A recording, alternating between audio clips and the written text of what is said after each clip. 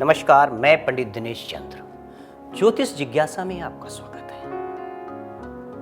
2 सितंबर सोमवार को गणेश चतुर्थी यानी गणपति बप्पा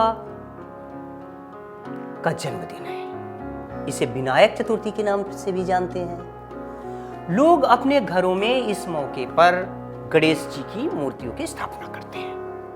हम आपको एक बहुत ही अच्छी जानकारी देने जा रहे हैं कि अब जब आप गणेश जी की मूर्ति की स्थापना करते हैं तो उस वक्त आपको किन किन बातों का ध्यान रखना चाहिए। सबसे पहली चीज ये होती है कि अगर मूर्ति घर की मिट्टी की हो, घर के मिट्टी की बनाई हुई मूर्ति हो तो वो बहुत अच्छी मानी जाती है, सबसे शुभ मानी जाती है। लेकिन संभव अगर नहीं है तो आप बाजार जाते हैं। तो बाजार जाने पे आप एक बात का बहुत ही ध्यान रखना कि आप वहां से किस तरह की मूर्ति खरीदेंगे।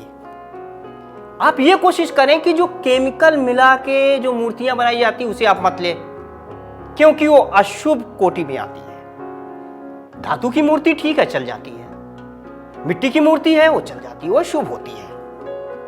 इसके अलावा एक चीज का बहुत ही ध्यान रखना है मित्रों। बाजार से जब आप गणेश जी की मूर्ति खरीदते हैं तो इस बात का बहुत ही आपको गौर करना चाहिए कि मूर्ति सफेद या सिंदूरी रंग की हो। यह शुभ माना जाता है और अगर ऐसी मूर्ति मिलती है तो हम इसी को प्राथमिकता दें। और इसके साथ साथ एक चीज और कि गणेश जी को वक्रतुंड बोलते हैं, यानी उनकी जो सूंड हो वो बाईं तरफ होनी चाहिए। ऐसी मूर्ति ले, वो शुभ होती है। क्योंकि बाजार में भी जो मूर्तियां बेचने वाले होते हैं, कई तरह की अलग अलग किस्मों की, अलग अलग रंगों की मूर्तियां अलग अलग केमिकल्स यूज करके, प्रयोग करके वहां पे रखते हैं और लोगों को पता नहीं होता है, लोग खरीद लाते हैं मूर्तियां। और इस मूर्ति के साथ गणेश जी का जो प्रिय मोदक भी होना चाहिए, उसके साथ साथ उनकी सवारी मूसक भी रहे, इस बात का खास ध्यान रखना चाहिए। आप इस चीज का भी ध्यान रखें कि वहां पे जैसे मूर्तियां होती हैं तो तरह तरह की मूर्तियां, कुछ बैठी हुई गणेश जी की बैठी हुई मूर्तियां मिलेंगी आपको। कुछ मूर्तियां ऐसी होंगी कि गणेश जी नृत्य करने वाली पोजीशन में होते हैं, कुछ मूर्तियां गणेश जी खड़े होते हैं। तो इन मूर्तियों का अपना एक अलग अलग महत्व है। जैसे हम घर में जब गणेश जी की मूर्ति की स्थापना करें तो इस चीज का ध्यान रखें कि घर में बैठी हुई गणेश जी की मूर्ति की स्थापना होनी चाहिए। ऐसा करने से घर में बरकत आती है, घर में एकता होती है। और जब हम ऑफिस में मूर्ति की स्थापना करें इस बार तो इस चीज का खास ध्यान रखें कि खड़ी हुई मूर्ति होनी चाहिए। उससे क्या होती है, तरक्की होती है। आपका जो व्यापार है, आपका जो कार्य है वो बहुत ही विशाल रूप धारण करेगा। खड़ी हुई मूर्ति गणेश जी की होनी चाहिए, स्थापना करनी चाहिए।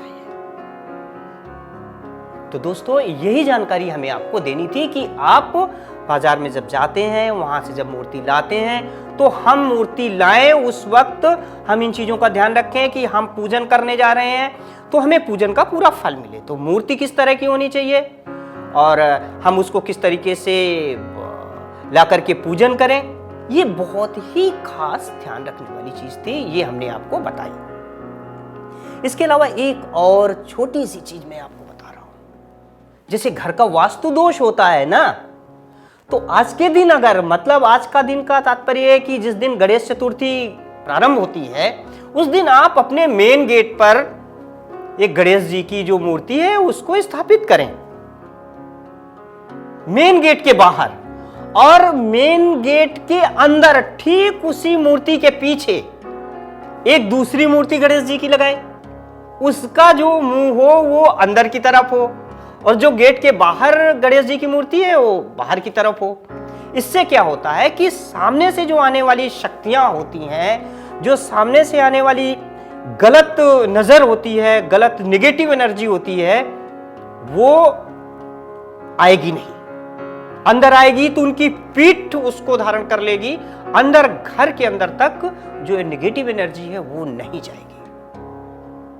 तो ऐसे में इस गणेश चतुर्थी में जो महायोग पढ़ रहे हैं, योग भी हैं, बहुत ही शुभ है।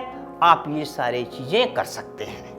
आप अपने घर का वास्तु दोष भी खत्म कर सकते हैं और आप पूजन करिए, विधि विधान से सारी चीजें करिए, सुख समृद्धि बढ़ेगी और सारा कुछ अच्छा होगा।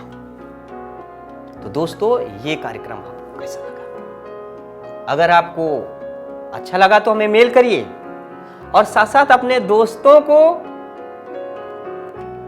वीडियो भेजिए, अपने रिश्तेदारों को, अपने सगे संबंधियों को। और अगर आप चाहते हैं कि आपको पल पल की जानकारी ज्योतिष से जुड़ी मिलती रहे तो आप हमारे चैनल को सब्सक्राइब कीजिए।